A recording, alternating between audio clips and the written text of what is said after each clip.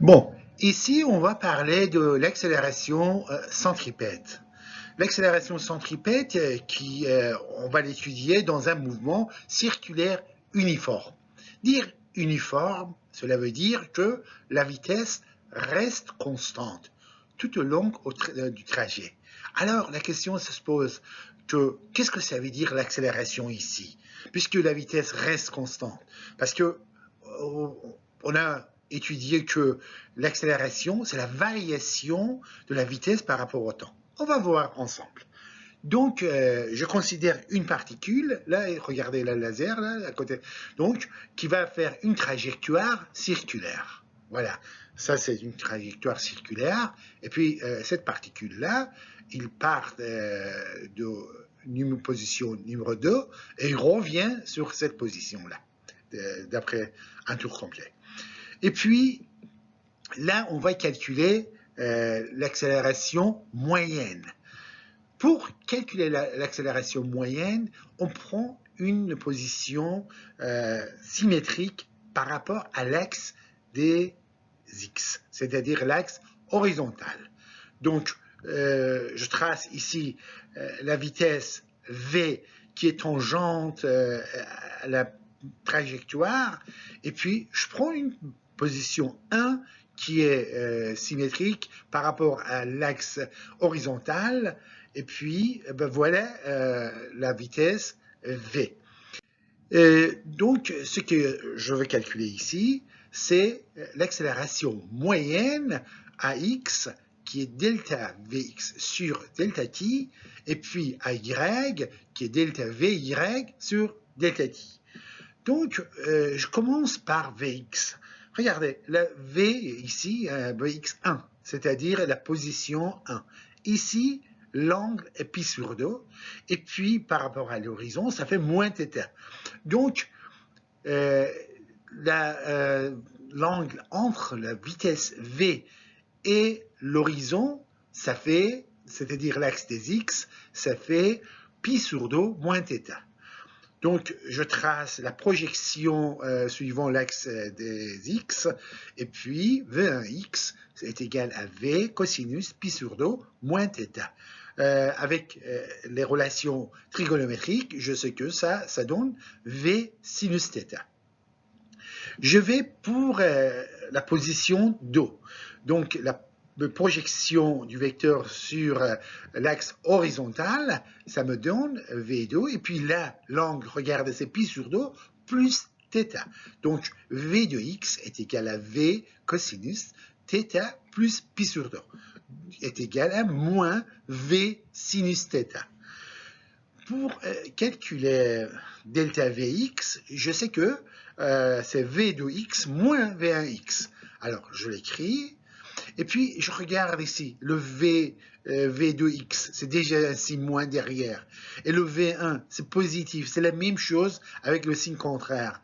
Donc, ici, delta Vx, c'est moins 2 fois, bien sûr, V sinus θ.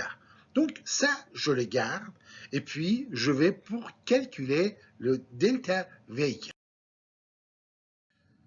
Pour delta Vy, je trace l'axe vertical à l'horizon, là, que vous voyez ici. Suivez-moi avec le laser, là. Donc, ici, aussi, on trace, et puis on fait la projection sur l'axe de V sur l'axe vertical. Donc, voilà, ça c'est composant du vitesse suivant l'axe des y, et puis V1y est égal à sinus pi sur 2 moins θ, qui est bien sûr, bien évidemment, V cosinus θ. On va tracer aussi la projection sur les axes des y pour la position 2, c'est-à-dire en position de la vitesse. Là. Donc, ça me donne V de y est égal à V sinus θ plus pi sur 2, qui est égal à V cosinus θ. Même signe, même valeur, donc la différence, ça fait 0. Donc, delta Vy est égal à V de y moins V1y est égal à 0, parce que c'est la même valeur. Ok? Donc, delta Vy est égal à 0. Donc, pour calculer l'accélération, on a delta Vx, on a delta Vy, Il nous reste à déterminer delta t. On va le faire. Pour delta t, je considère le point P là, donc j'essaye de trouver delta t, mais je sais qu'il y a une relation entre le delta t et la vitesse. V est égal à delta L sur delta t. Bien sûr, L, je prends cette partie-là, et si je prends L, cet arc-là que vous voyez depuis P jusqu'à la position 2, je peux l'écrire, L est égal à Rθ. R, c'est le rayon du cercle, donc c'est constante. Alors, quand on fait une différentielle, c'est-à-dire delta L, là, R, il sort, et puis il reste juste delta θ. Donc, R delta θ sur delta t est égal à quoi? Est égal à V.